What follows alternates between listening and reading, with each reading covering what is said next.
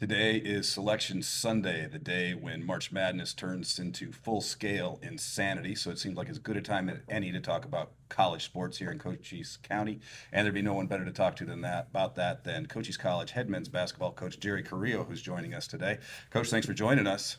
Thank you, Matt. Appreciate it. And obviously, it's Sunday morning we're watching this, but we're filming this on Friday morning. So your big game Saturday night against College of Southern Idaho. We don't know right now how that turned out. Hopefully, as people are watching this, you're packing your bags for Hutchinson, Kansas in the national tournament. But that aside, I kind of wanted to talk about college sports on a macro level and how you've seen it from your kind of unique perspective at a junior college level. You've been at it 30 years, but more than 600 wins, I think. What's been the biggest change you've seen over that time? Um, the biggest change is obviously it's a situation where one, college basketball is just leaps and bounds so popular, and everybody wants to play, and there's so much outside interest globally. If you look at, you know, eh, all levels of college basketball here in our country, there's student athletes from the whole world playing. So the popularity, I think, is the biggest thing, and then obviously with the advent of NIL and these student athletes signing contracts and getting paid to play Mm-hmm. has made things, has made the landscape different, and it's now a free agent market where student athletes are playing at multiple different schools, and they're getting older and older as they move on. So there's a lot of change, but these 3 weeks become very, very magical for people, and it's an exciting time. Yeah, I mean, NIL starts out with Ed O'Bannon versus EA Sports. I think most people agreed that if they're using your name, image, and likeness in a video game, you should get paid for it. And then if you're a U of A basketball player, you should be able to do ads for Jim Click and get paid for that. I guess maybe some of us were naive to think it wouldn't get to full blown paying players to play at college. You've been surprised how much it's just skyrocketed as far as the Yeah, yes, it is. It's interesting because you wonder how if the money's ever going to run out, and it is not name, image, and likeness per se. Uh, it's not like these young student athletes are getting paid for the services rendered outside of basketball or their respective sport. Now it's just a contract, and I think the biggest thing that people don't understand is these student athletes, a high percentage of them have agents. So that it's just a contractual. These are all now it's become contractual relationships. Um, I was knee deep into it last spring with the Diego Pavia ruling, which people and they just that Diego Pavia, the quarterback at Vanderbilt, was successfully sued the NCAA for services not paid for rendered while he was an NJCAA student athlete at NIMI. So that paved the way for the NCAA to grant junior college student athletes an extra year of eligibility. A few years ago, we had arguably one of the best junior college teams in the country, and we had some student athletes that I was still in contact with, embarking on their fifth year, and a couple of them, you know, asked for my services. Notably, Oscar Clough, he opted not to get an agent. Some of these agents were taking 20% of their earnings. mm-hmm. Um, so it was interesting the phone calls that I was receiving, and they would get past evaluating the player as a student athlete. We got right to brass tacks and how much is he gonna get paid, and the numbers were astronomical. And, Yeah. and they are pure contracts, Matt. It's called a collective. Now it's a situation with revenue sharing, but in all sports, these student athletes are getting paid. They have agents.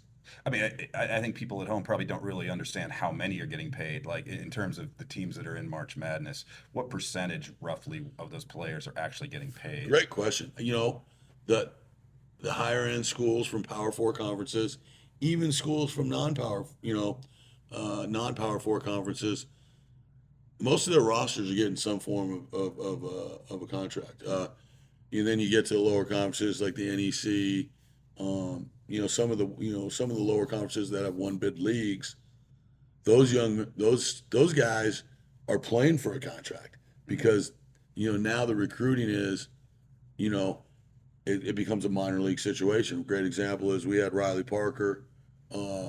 He played at St. Francis. They won the NEC tournament last year. They got the auto bid. Um, they were, they didn't have NIL money. They just old school scholarship, room board tuition, and he was able to put his name in the portal, and he got a 6-figure contract at the University of Portland, which is not a high major, No, but he got a 6-figure contract. So you think about that, some of these Power Four schools have basketball salary caps of upwards of $22 million. I mean, there's guys. We had a unique situation. The player of the year in the Big Ten, Yaxel Landenberg, played 3 years at Arizona Western College. He was our nemesis. We beat them. They beat us in the championship game of his sophomore year, but we beat them in the championship game during the COVID year 21. We beat them the next year in 22. He went to University of Alabama Birmingham and had a good 2-year career. Diego Pavi-Ruling came along. He's at Michigan, and he's making a lot of money, and Oscar's at Purdue, and Tyrese Watson's at UTEP. Riley was at Purdue at Portland. So I mean, these guys are making money, but there's guys who started in junior college that, ate in the cafeteria and took vans, Yeah. the game. So Well, so how has that affected your recruiting? I mean, is it a different type of kid you're recruiting nowadays, and are they from different parts of the world? How is it all changing? it's changing in a sense that more and more people don't know what they don't know, and just because the guy at Duke or Michigan's getting NIL money, there's still a lot. There's still a self-awareness and a level awareness that, okay, that's out there, but there's still, we all have smartphones. What are the percentage of high school seniors that get a college basketball scholarship? It's still 3%. So, it's changed in some regards, and globally it's changed because more and more of the international student athletes do have agents, and their agents are just looking out. They're looking to make money, so you got to sift through that mess. But it has changed in a sense. High school basketball has changed in a sense that there's more and more prep academies that aren't real public schools, and Phoenix has a ton of them, and they have some programs. There's a young man that plays at College of Southern Idaho that played at Bella Vista Prep in the Phoenix area. He's from New York City.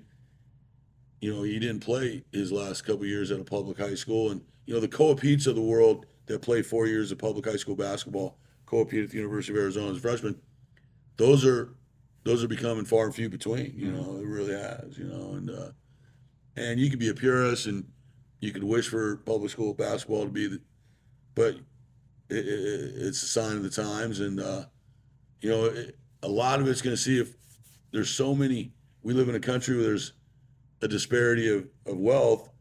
There's a lot of wealthy people that want to have a voice within their institution, and they're willing to throw money at it. Yeah. Well, you've had a lot of success recruiting overseas, especially Australia, France. You've had some from Japan, even. How does that exchange work? Like I said, it's a global situation, and everybody's got hoop dreams, and you take some swings and you swing and you miss. We've had some success. Nathan Sobey, fortunately played for Tim Gainey, who played for us. And there was a trust issue there, and he came out here and no one knew who he was, and he made himself a player, and he's a pro, and he was an Olympian, and that helped us get Oscar Clough and with Darnell and Vern Roboteau. But you also take some chances, and sometimes you miss on that evaluation. But the end all be all is there's so many overseas basketball players who have the hoop dream of coming to the United States, and they turn on March Madness and they see, like, Tommy Lloyd, arguably the best international recruiter in the country. Mo Krivas and the young man from Russia. I call him a Russian German. Those guys are good, Yeah. and he doesn't miss. He doesn't miss. So, um, you know, CSI's got some good international players, and Coach Reiner's actually go. You know, he goes over to Australia in the summer, and Australia's really blown up basketball wise, but this has become an international flavor. You know, we were fortunate. Tokyo Olympics, we had two Olympians in the 12-team tournament. You know, with Nathan Sobey, Patrick Tamora from the Czech Republic, and he's playing professionally there. We've had some good ones. Uh, Sometimes you get a lemon. You know, it's like when you buy a car. So it's a hit or miss. You know, I'd like to really see if we can get back to finding some United States guys that can go. You know, but everybody's got hoop dreams, and not everybody wants to be better and be different. You know, junior college has a stigma that it's hard, and then but I don't understand guys who can't get past hard. So, but you know, we had a situation that our campus does a, you know, our women's team's been very successful with international. Our women's soccer team won the district with an international flavor. Our baseball coach Todd Inglar's probably he's had some really good success with internationals, and sometimes you go that route because there's a lot of American kids who during the recruiting process think they're too good for junior college, as do their parents. You know, so sometimes you take a swing and you go a different But direction. some of these international kids, they just show up, pay out of state tuition, and I mean, how does that work? Some guys do, you know. Some guys, you know, we've had some guys that are eager to do it, you know, and then, you know, we're in a situation where, you know, our administration's been done some good things to enhance us to have international students, and as you know, back years ago, just to get the international flavor in the residence halls, get the residence halls filled.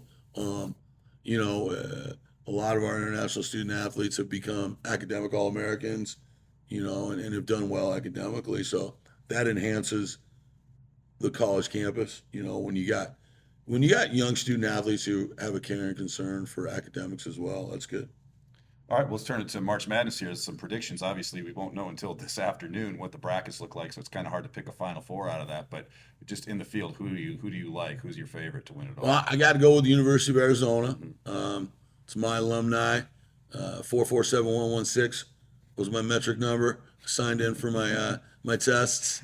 Actually graduated there with over a 3.0. Oh, No, Arizona. You know, I watched them yesterday, and they beat UCF so badly that the game got boring. And Arizona does it. You know, people say modern basketball, and everybody's on the perimeter. Arizona jams it down your throat on the inside. They play good defense. They got size, but they can also get out in transition. And they're so well coached. You gotta like Purdue's size. You know, you gotta like, or excuse me, you gotta like Michigan size. Michigan dominated the Big Ten, arguably. You know, Big Ten, Big 12, two best conferences in the nation. Um, but I got to side back to Purdue. Oscar Clough with 19-10 against Northwestern in the Big Ten tournament. I'm hoping Purdue makes a great run. You can't count out Houston, Calvin Sampson. They just defend so hard, and obviously Duke's got an immense amount of talent. But I'm going Arizona, you know, and I think with NIL, I think with these guys getting paid, we might stop seeing a Cinderella because the yeah, Power Four schools are so loaded, right. and the despair. You know, because what's going on now is the portal's going to open, I believe, from the 6th through the 20th of April, and you know the recruiting. You know the Power Four schools are going to recruit the all league players from low to mid majors. You know, and there's a trickle down. So maybe we're going to see the end of Cinderella's. Hope not. Hope not. Yeah, I mean, it really is the spice of the tournament. You kind of count. And, you know, I think Arizona. I think this team is different than a lot of the other ones that came up short because they would get so tense in tournament games. You know, the Sweet 16 round. I don't see this team doing that. The only concern I have is really free throw shooting. You saw it against Central Florida yesterday. They shot under 50%, and I think that might be some of their struggles closing out games. But yeah, I would say they're my favorite. I would say my dark horse would be Kansas because I just think if Darren Peterson ever really starts playing like a teammate, they could be really dangerous. But yeah, I think you're right about the Cinderellas, and hopefully you guys are a Cinderella on your way to Kansas. Of course, That would be that game was last night, but we're filming it Friday, and you know, time, space. It's all relative, I suppose. Jerry Carrillo, head coach, head men's basketball coach at Cochise College, Region 1 championship, another one in the bag this year. Thank you so much for joining us. Thank you, Matt. And Appreciate it. Sharon, enjoy March Madness, everybody, and enjoy your Sunday. Thank you.